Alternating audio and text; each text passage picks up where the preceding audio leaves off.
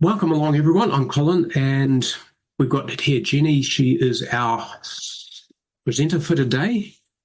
I've known Jenny for, I hate to think how many years now. She, Wild. yeah, first met you back up in Hamilton, wasn't it? Mm. And yeah, dad jokes are always relevant. I've got to agree there. Yeah, met Jenny a long time ago, and yeah, she's been working in the BA field and in project management and so forth, and has got a lot to share, a lot that we can learn from here. She is today going to be covering off the changes that have been made to our business analysis suite. It is important to keep everything up to date, and there's not a lot of point in saying things that are covering topics that are old and out of date. I should mention, Jenny, this years ago, and this was more project management, but I was in one meeting and Martin asked, who was our boss at the time, asked, talking about project management courses, he asked, where do you go to get the latest on project management techniques? And someone who you've never met, but he was in there sharp, fast as anything, he piped up in the museum. So, well, project management and business analysis are continuing to evolve. So we're keeping the product suites up to date. And Jenny is going to be here today to tell us about the changes, why they've been made, what the changes are, what the focus is. So I'm going to hand over to her in just a moment. Before I do, though, just want to say one thing. If you have any questions as we go through, everyone's muted apart from Jenny and myself. I guess we got the power, right? But if you have any questions, find that Q&A button in the Zoom window and type it into there. And if it's relevant, we might deal with it at the time. Otherwise, we will look at answering those questions at the end once Jenny has finished covering the slides, and then we'll just deal with any issues that arise then. So feel free to use that as we go along. But for now, I guess I'll hand it over to you, Jenny. Take it away. Thank you. Thank you, Colin. And as Colin said, I first met Colin when I worked at Livestock Improvement Corporation in Hamilton, and I was a client of Software Education. And we were looking at how we worked and changing the way we worked. And Colin came to Livestock Improvement to help all of our developers and architects adopt agile practices. So that was a while ago. It wasn't quite. I still had dark hair then.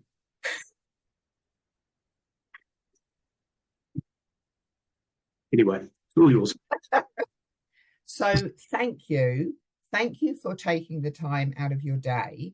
And as Colin said, what I'd like to cover is I'm going to talk about our Business Analysis Essentials course. So we have redesigned our core business analysis offering. And I'm going to talk about why we redesigned it. And Colin gave you a few hints and tips there, but I'm going to talk about the why, first of all. And then I'm going to take you through a really quick pass through the course and its content.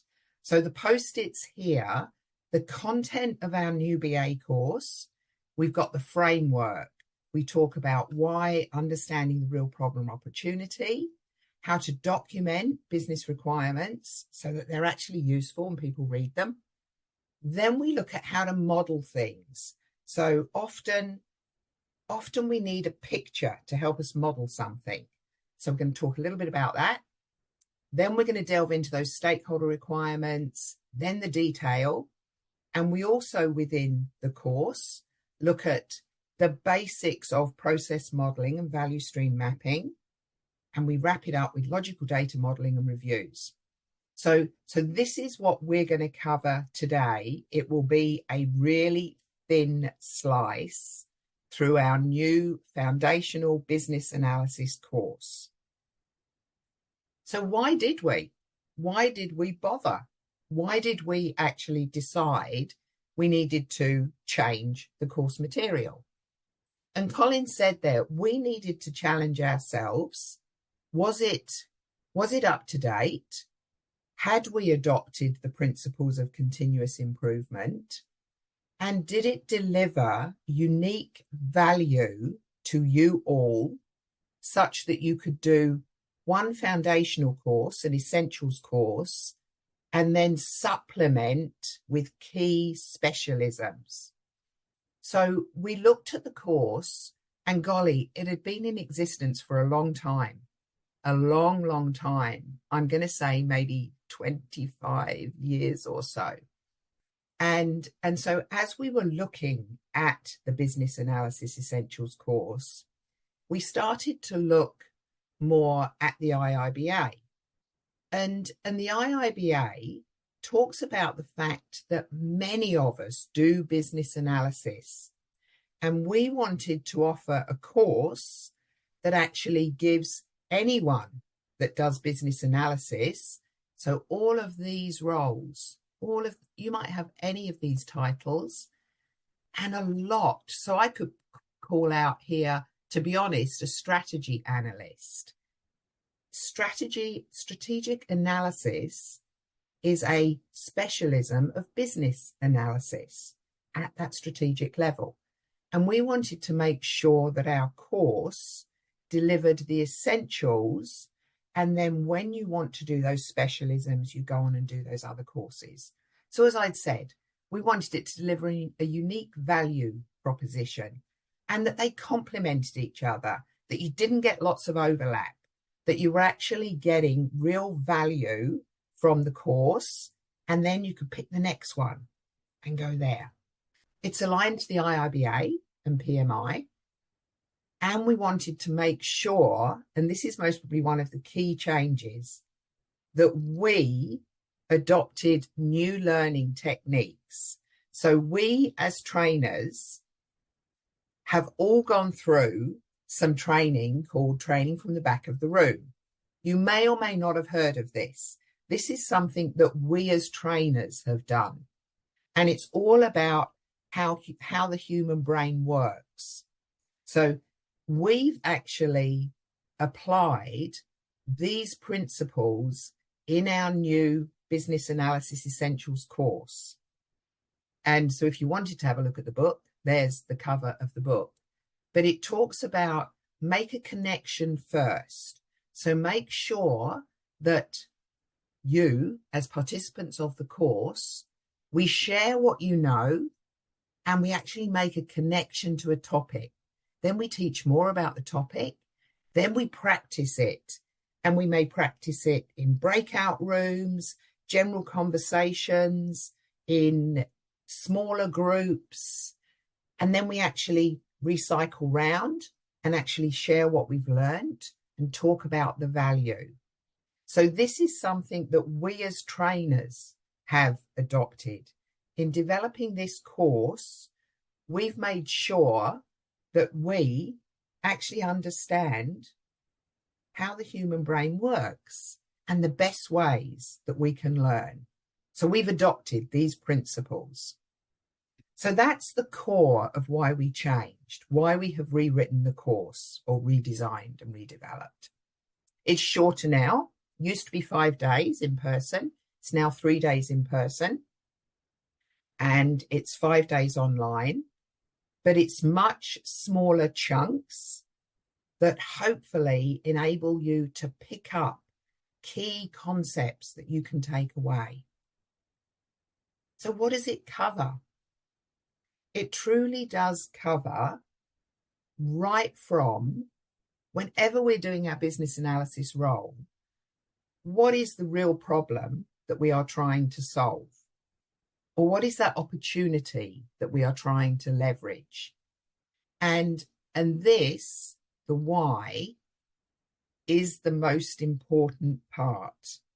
If we don't understand why we are doing something and what the perceived benefits will be, we're never going to deliver a solution that's fit for purpose.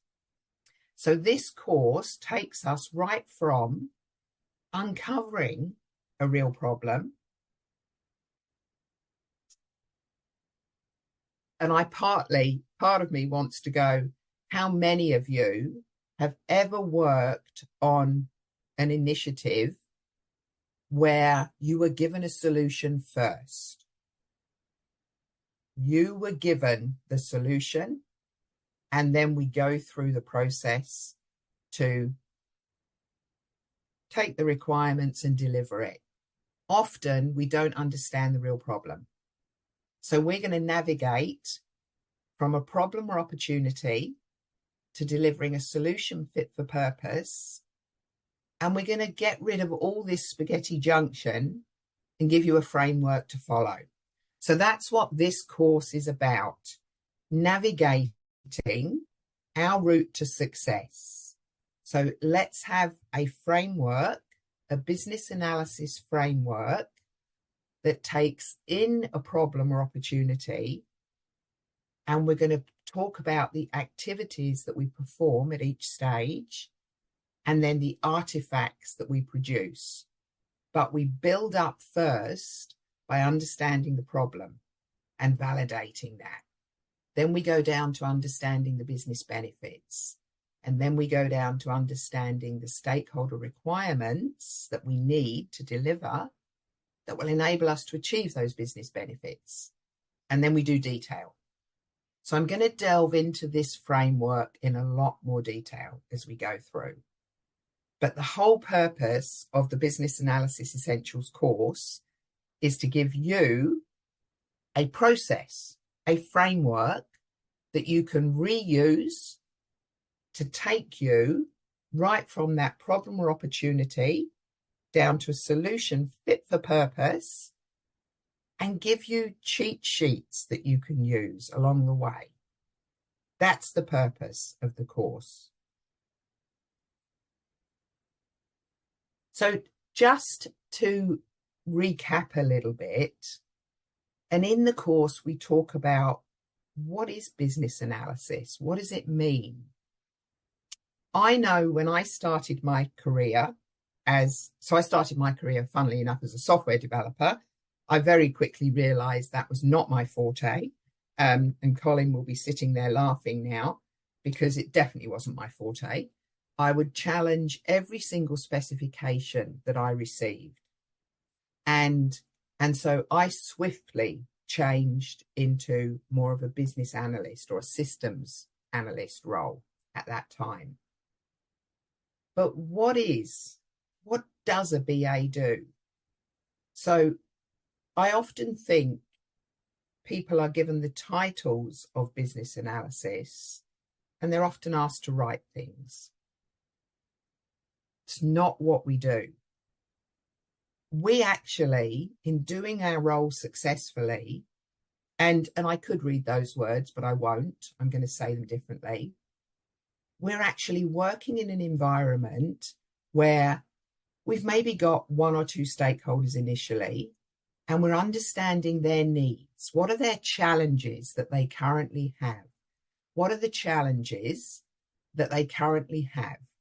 And then we're going to start to work with them to go through that framework to understand what success will look like. What is it? What's the value that they want to deliver? So this solution that we are going to end up delivering, what are the perceived benefits that they will receive? You can't do things without thinking about the context that you work within. And that may be your physical environment, it may be your infrastructure, it may be your development languages, it may be your capabilities, it may be your customer base. But this describes how we, as a business analyst, everything we do is about change. So we are enabling change in the context of our organization by defining needs, recommending solutions that deliver value to stakeholders. And if we're doing something and we haven't identified all of our stakeholders, or we haven't uncovered the true need, we haven't uncovered the real problem, we could very efficiently develop a solution that is wrong. So our role, I will always say, great business analysts save their companies a fortune, because we make sure that we are going to deliver a solution that's fit for purpose, and we will make sure that it fits within the context of our organization. So let's delve into that framework again. So this is our framework. And this, for anyone that has ever been on any of my courses, or I'm sure some of my colleagues, Julie Wilson often teaches Business Analysis Essentials, we will talk about the framework endlessly. It gives you a process. It's a cheat sheet. We go through uncovering the true problem or opportunity, and we work our way down. But I can make this work if someone gives me an initial proposal for a project. I can actually still use this framework. And I just want to actually cover the detail. So this framework, the statements down here, these are actually the artifacts that we produce during the Business Analysis Essentials course. So the key to the course is it's totally interactive. You will be doing exercises, working together all the time, but it'll be in a safe space. We use breakout rooms, we get groups to present back, and we use a case study where we have got many problems in this case study, and we use the problem statement canvas to help us focus on what is it we are really trying to solve for this initiative. And I will show you that canvas in a moment. So we actually focus on the true problem, and then we keep moving down the framework. And I'll cover these things. We've got these RAIDs at the side, so risks, assumptions, issues, dependencies, and system constraints to complete the framework. So this gives us an approach to how we can do our work. So if I were linking this to the Babok, these areas that are surrounded in the red, these are the areas that we cover within our Business Analysis Essentials course. So we cover all of those 4 areas. The other areas, the strategic analysis and the solution evaluation, they'll be in the senior course as we start to redesign that. But the core of what we cover are these areas.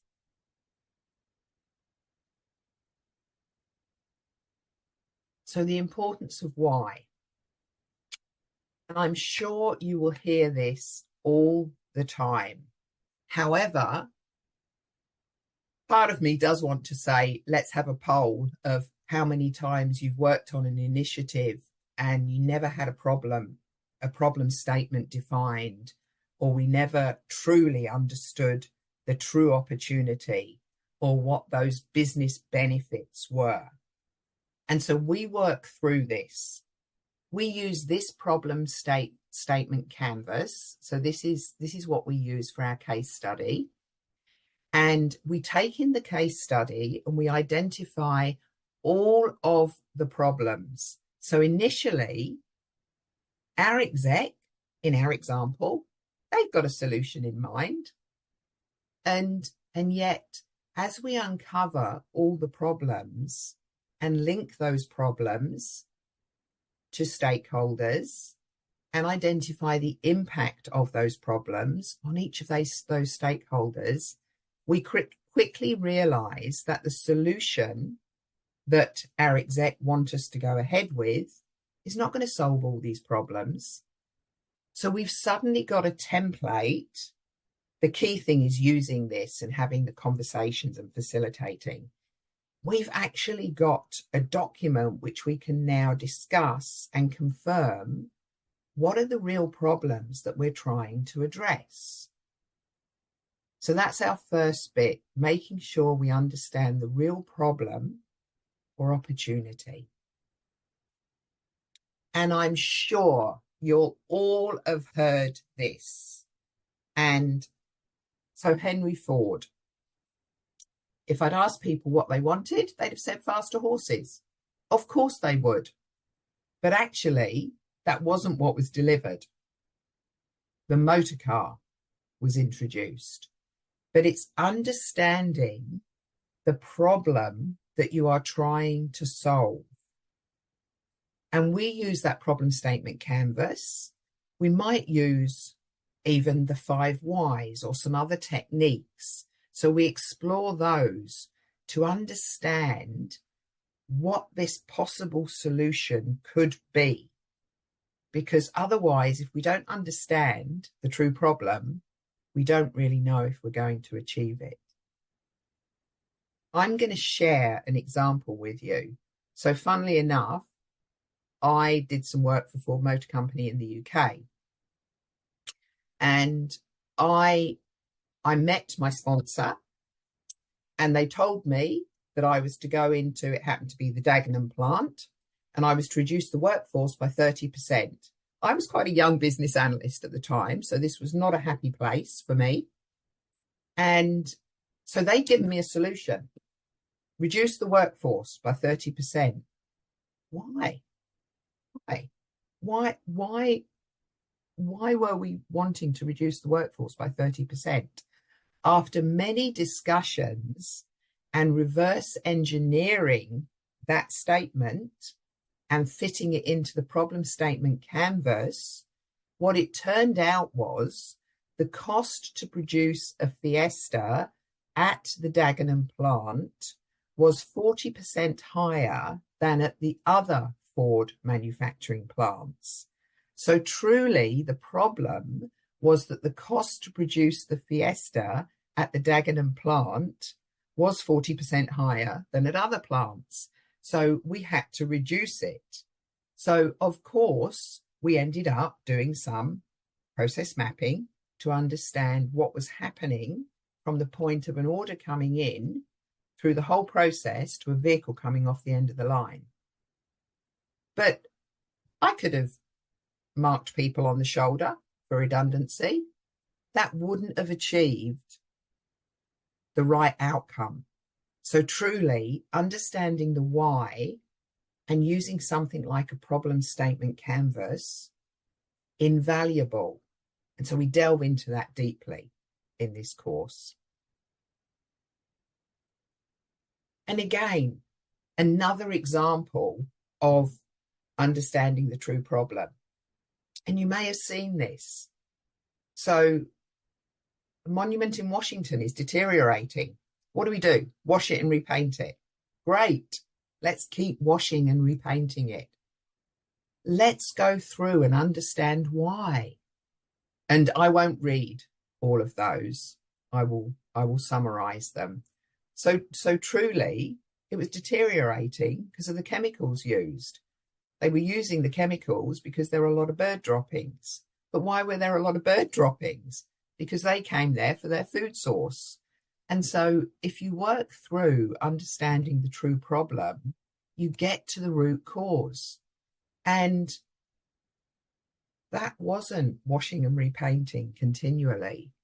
It was changing how the monument was illuminated in the evening to present the swarming insects. So illuminate it at a different time. And that's where we as BAs are amazing at using the techniques we have to uncover the true problems.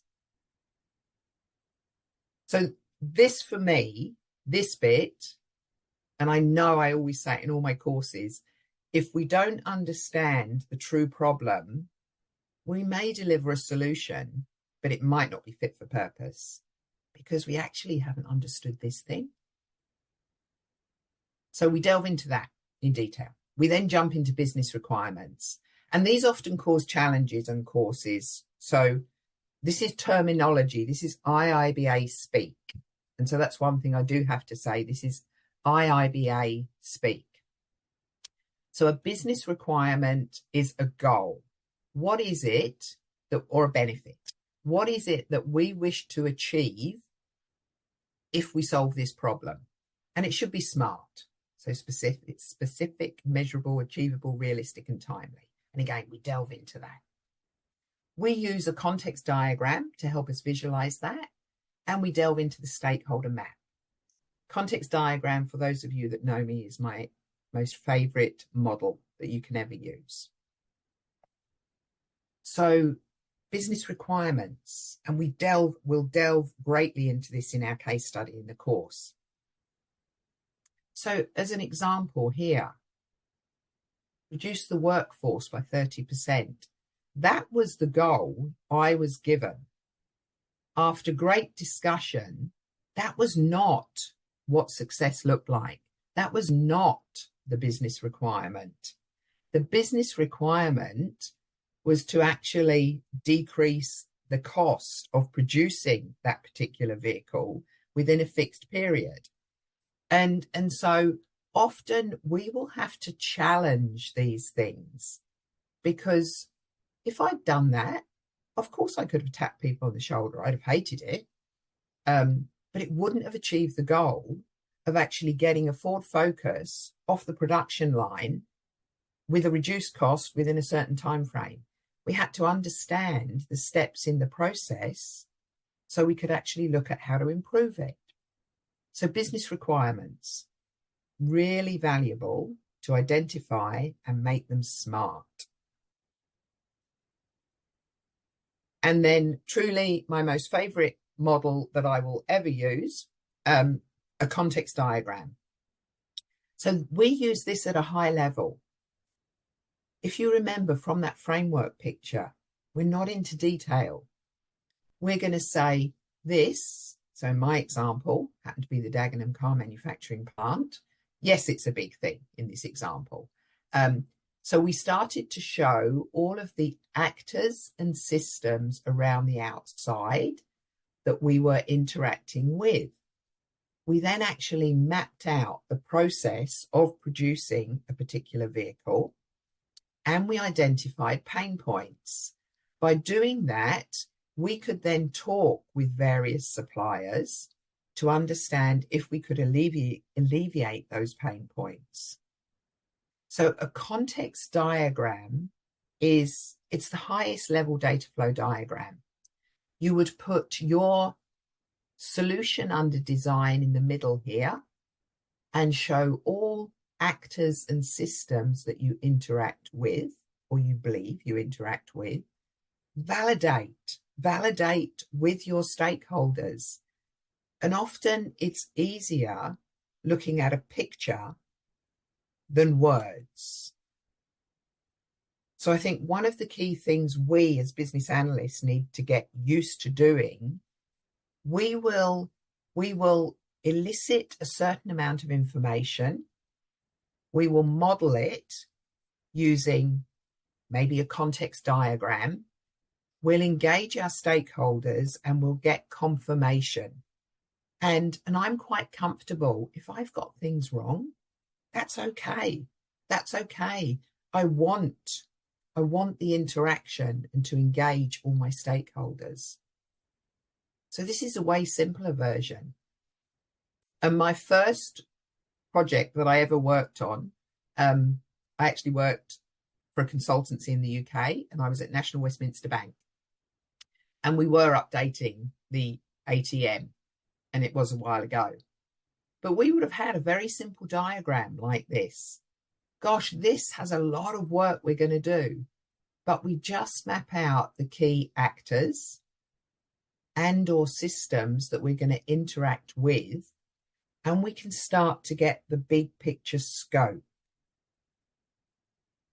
I've actually popped in here our case study answer.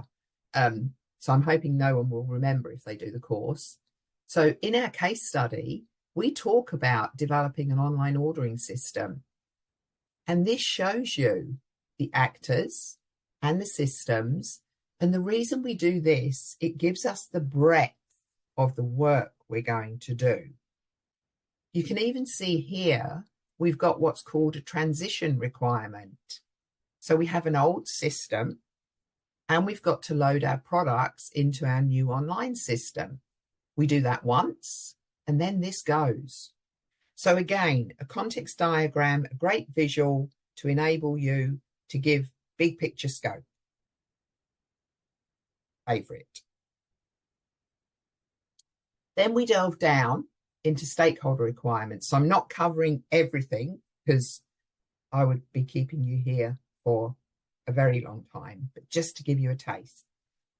Then we go down into our stakeholder requirements. So what is it that we need to provide for our stakeholders? What functionality to enable them to achieve these goals? Everything links back. Everything we do links back. And so we look at high-level stakeholder requirements, and we look at how to model it using a use case diagram. We do also touch, just to show you, the use case diagram and a story map, the similarity.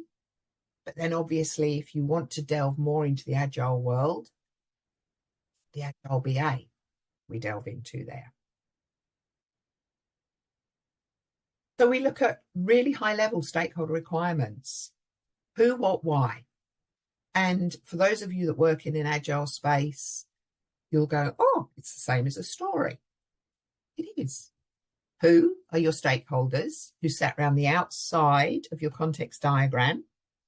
What do they want to do? Why do they want to do it? And we delve in, we interview, so we will be eliciting requirements, maybe with workshops, interviews, to actually get all of these stakeholder requirements. And one of the key things, we'll be working with our stakeholders and constantly reviewing. But we need to be able to represent information so it's easy for our stakeholders to consume. It's not how complicated can I make it. I want my stakeholders to be able to utilize whatever I produce. That's when I know I've done a good job. So again, I've got my context diagram. So that's sat at the top of my framework.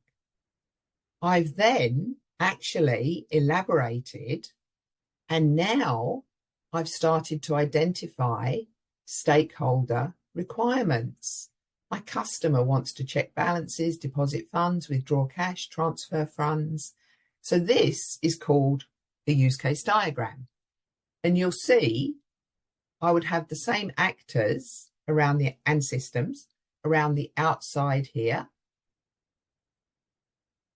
And I've exploded the center and now started to do next level of detail of my stakeholder requirements. And so this is what we do for the case study. So this is an example of how you can take the context diagram, produce a use case diagram. So the next level of detail. I could do that as a story map as well, just map it out slightly differently. So in the course, and you can see there's a lot we cover, elicitation techniques.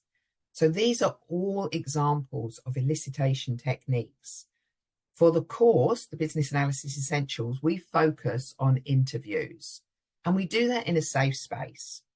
So we talk about how do you structure and design an interview? How do you make sure that it's actually going to be as effective as possible? We do also talk about workshops, and so they're our real focus points.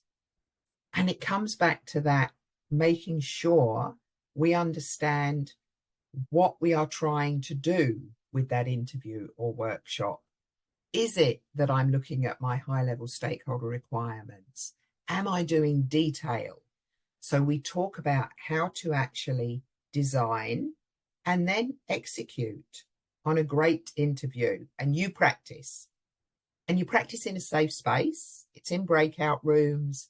And then we do feedback sessions where we actually talk about the challenges and then what techniques could we use to alleviate challenges.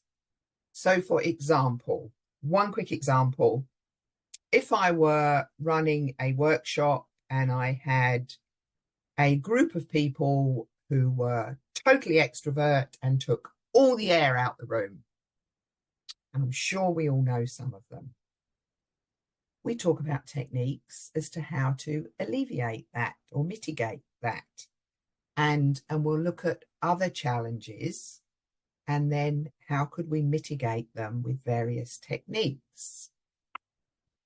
we actually do a little bit of a step into AI and say, and it's pretty amazing when you ask an artificial intelligent agent to actually, if you give it the context, to design your interview. So we talk a little bit about that as well. So we talk about how to leverage AI and not be frightened of it. And then we delve into detail. Detail. Now, often this is where we get involved. And truly, if we've only got involved at solution requirements and no one gives us this other stuff above, it's very hard to do a great job, because what we produce here should actually be the detail of how we're going to achieve our stakeholder requirements, and then how we're going to actually deliver on those benefits and solve the problem. Everything links back together.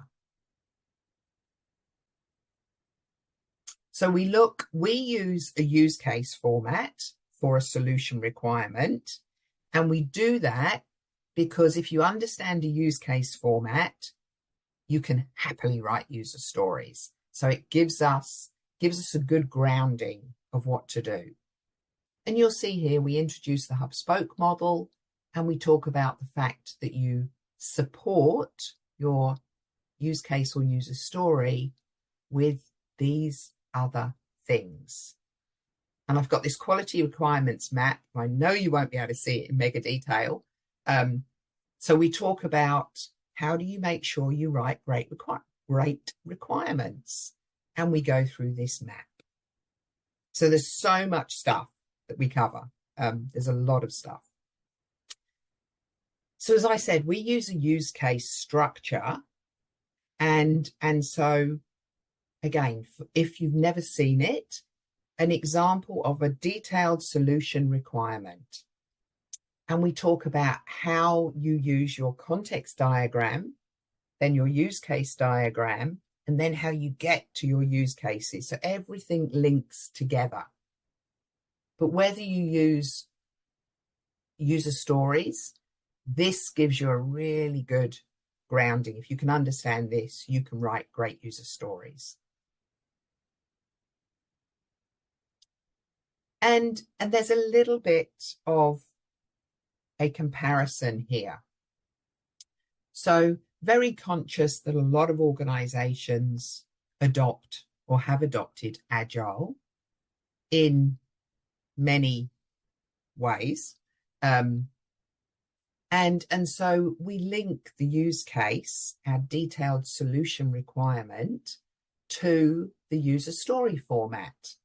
And you'll see we talk through these comparisons. So we'll actually look at both.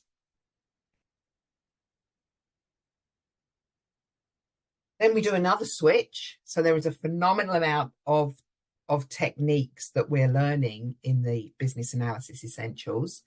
We step into process modeling, and we actually look at business process modeling notation, BPMN, and we look at value stream mapping. So we don't look at all of these others. However, you do get information on them. We focus on BPMN and value stream mapping, and we talk about when you'd use process modeling. And my example that I gave you right at the beginning at Ford Motor Company, I mapped out, with the help of everyone on that factory floor, the process from an order coming into the factory to the vehicle being ready. And we had so much butcher's paper, and at the time, I actually don't think I had loads of Post-its. So I think we would have had just paper stuck on the walls, but we modeled the entire process.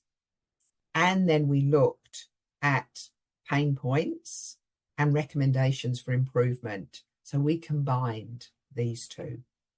And we do that for our case study. And again, this is an example of what we do. We take the English text that we've got here and we model it to create a process model, and then we walk through it to explain what we've done. So taking text, representing it using a visual model. Now, value stream map. So again, we take our case study, the basic process, and based on the factual data that we have, we actually map the value add time and we map the non-value add, and then we come up with an efficiency rating. So just to give you an idea of how you can use a value stream map.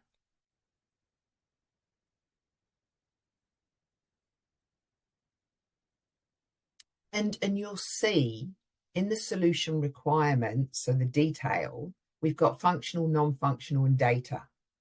And so we covered the non-functional by that cheat sheet that we had, the mind map diagram. But we've got to understand, as a BA, I've got to understand data. I don't generally, I'll say generally, because every organization will be slightly different. I don't do physical modeling of how the data will be stored in a physical database. And Colin will be sitting there going, thank God for that, Jenny. But we do conceptual modeling. We need to understand the data. We are writing, so if you think of the framework, we've gone through identifying the benefits, the stakeholder requirements, then we've gone to solution design. So we're doing detail. What do our stakeholders want this solution to do for them? And that's going to act on data. And if we don't understand the data, the formats of the data, is it mandatory, is it optional, relationships between data entities, then we could get into a real mess. So we talk about the basics. So hopefully to give you enough to have conversations with your developers and or your database administrators. And then we wrap it all up with reviews. And to be honest, we do this through the entire course. So we talk about the fact that every organization is different. Some organizations will be very hierarchical and have a lot of sign-off levels. And that's okay if that's your organization. So we talk about making sure that we understand why we review. We talk about who should be in those reviews and how we do it. So it is not, I'm going to say, soul destroying. I know I would have sat and reviewed pages of documents in my early days and no one paid attention. You lost them after the first page or two. So we talk about ways to engage our stakeholders right from the very beginning to make sure that we're actually going to deliver a solution fit for purpose. So the reviews are all about engaging your stakeholders at the right time to ensure we hear them, we get their feedback, we action that feedback before we delve all the way down into detail. So bring your stakeholders on the journey, and then we stand the best chance. That's to remind me I have to stop. We stand the best chance of delivering a solution fit for purpose. So that's my very quick pass through why we've redesigned our core business analysis offering, the Business Analysis Essentials, and how the course takes you from a problem or opportunity, navigate your way through this spaghetti junction using the framework to deliver a solution that's user desirable, business viable, and technically feasible, a solution fit for purpose. Thank you. Any questions? Yeah, thank you, Jenny. If you've got any questions, please feel free, just put them now in that Q&A panel and we'll see what we can do to answer them. Jenny, I took the old software education business systems analysis course about 31 years ago. Things have changed quite considerably since then. It's funny, isn't it? Mm. Yeah. I'm glad to see things like value stream mapping in there, for example. I love that. I mean, that's fantastic, particularly looking at it from a DevOps perspective too, and things like that. Being able to understand what we're doing and where the improvements can be made. Yeah. Yeah. I think the hardest bit when we were doing this was to go, what's essential and what's not? Because you just keep putting more and more in. And so the goal was to be able to take people through a slice through the framework and then go, actually, for deep dive specializations, there's other courses to do. Mm. Well, we've got a question here, which is one that I was thinking too. If you've already attended the earlier course, what is the value of attending this new swept up version? So I'm a great believer in the way people learn. So I'll talk about change management, and that actually reinforcement.